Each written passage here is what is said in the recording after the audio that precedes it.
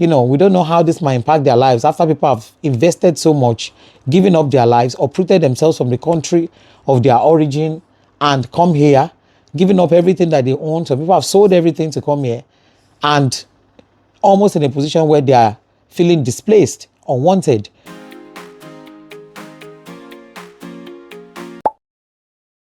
Yeah, so hello guys, welcome back to this channel. This is Akomolafe.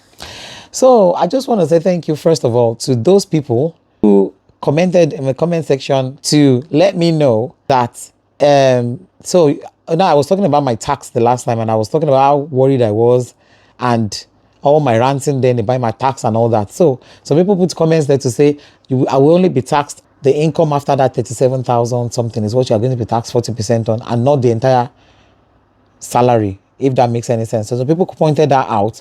I think a few people, maybe 3 or 4 people said that. So out of that annoyance, then because I became confused, and because my payslip came again, guys, and I did say that I was going to bring updates on my payslip. Like when I received the next payslip, that's for this month, I'll let you know. So when I got my payslip, they still took that money again. So I became confused. I'm like, when people are saying that they won't tax me on the entire money, I thought that last month was a glitch. What happened?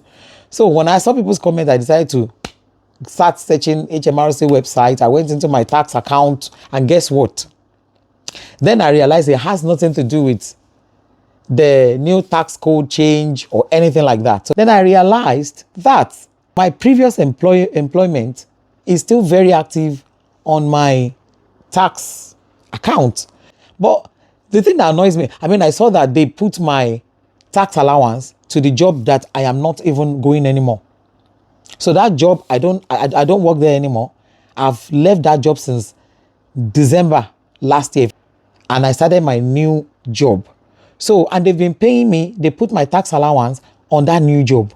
Why did they then move my tax allowance up to the old job in April? That's what I don't get. Why that change? So my tax allowance was on my old job.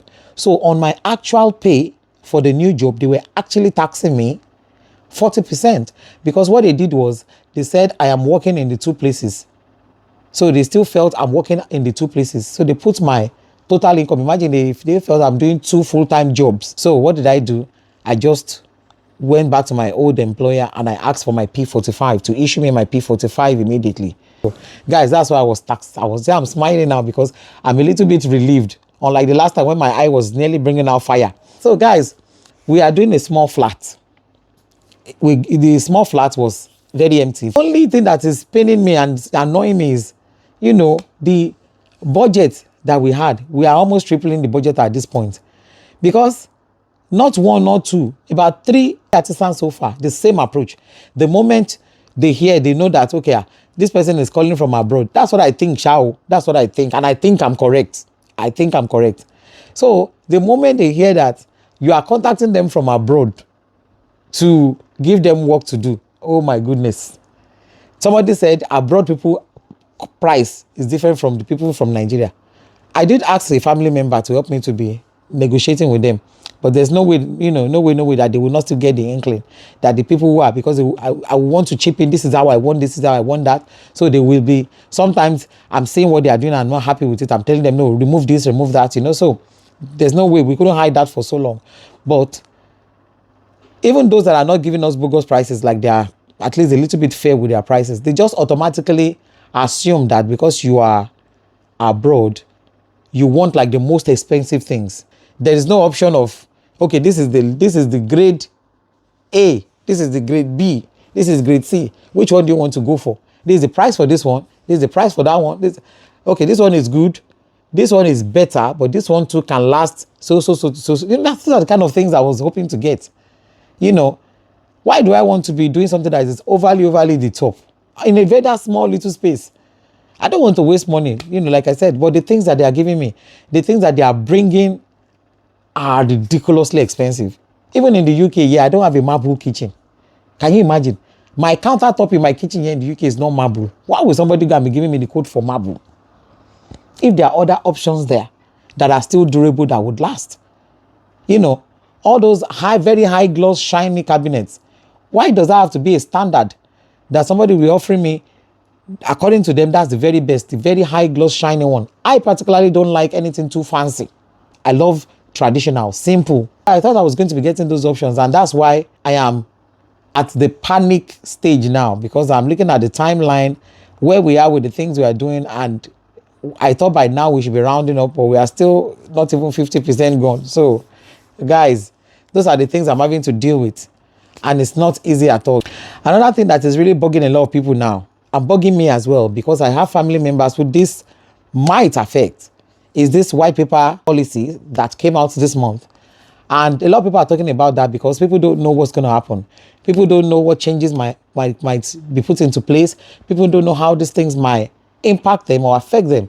And we have family members who are within this phase of transitioning into their ILR. We don't know how this might impact their lives after people have invested so much, given up their lives, uprooted themselves from the country of their origin and come here, giving up everything that they own. So people have sold everything to come here, and almost in a position where they are feeling displaced, unwanted. And it's really sad.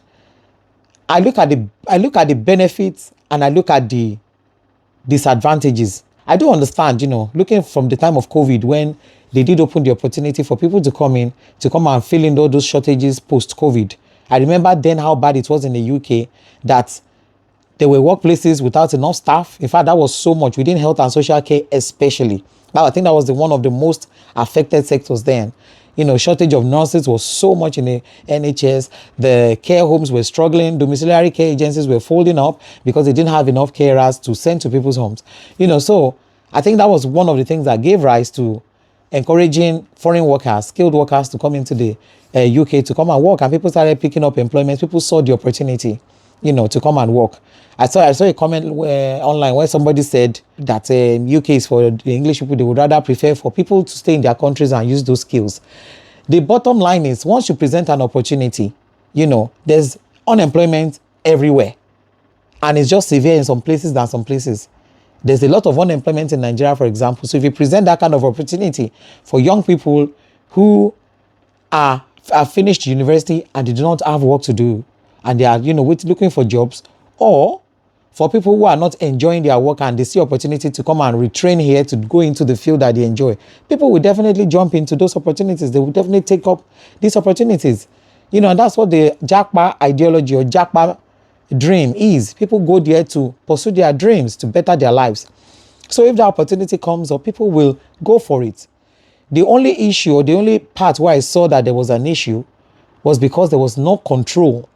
I think it would have been easier, and we wouldn't have been in this situation where we are, having to jump into these drastic measures, if there had been control from the start. Okay, there are 100 job opportunities, or there's 1 million job opportunities. We need to fill them with so number of people, and then we close it. That would have been a better approach than to open it continuously for 5 years, and then, or for whatever period of time that this has been going on for, and then now thinking of making adjustment that will potentially ruin people's lives, or that will plunge people further into poverty, or that will separate families, or that would throw people into mental health issues, that would, generally just ruin people's lives. I'm hoping that it will be for those people who are coming at a later date and not people who are already here. Because I think those who are already here will be more affected. Those who have not come yet can adjust. Some people can even decide not to come to the UK altogether. They can decide to go to Canada, or go to Germany, or go to any other country that they feel, they can, maybe other alternatives to come into UK. But those who are already here will be more affected. Especially those who are at the start of their 5-year journey will be mostly affected. And people are working, people are making positive impacts. I'm talking about the skilled migrants now. Skilled migrants are making positive impacts within the country. Do they need to put control to it? Oh, yes.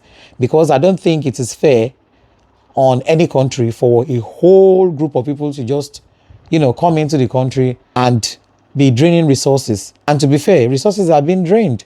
But I know that most skilled workers do not depend on benefits. But yes, there are immigrants that depend on benefits, because it's not everybody that is a skilled worker.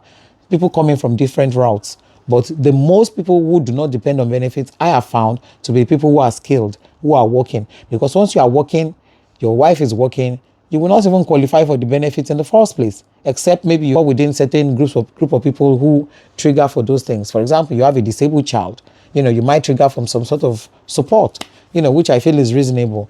But for other people who've come in through different routes, or maybe people who are on asylum, who are not able to work, or maybe have language barrier. There are so many factors that can make somebody not to be contributing to economy. So I can understand how that might be a frustration, or that can be a frustration to the system.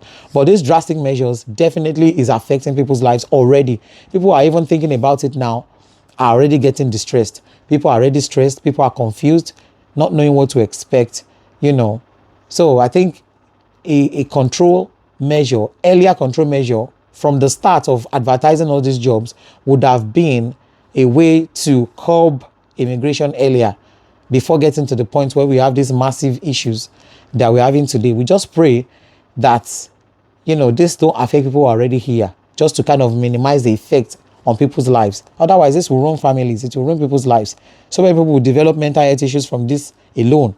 So many people who have given up everything to come here, if they are not able to achieve their dreams or get their desired outcome from all of this, people will be plunged into all sorts. People will lose their lives on this, because people will be depressed, people will develop health issues from this alone. And that's how deep this can get. This can get that far.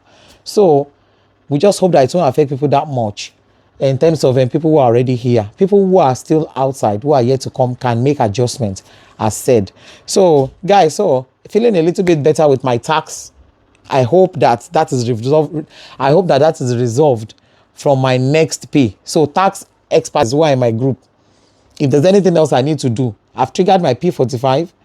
If there's anything else I need to do to make sure that my money comes, you guys should give me idea, because right now Japada is expensive, so we need a lot of money.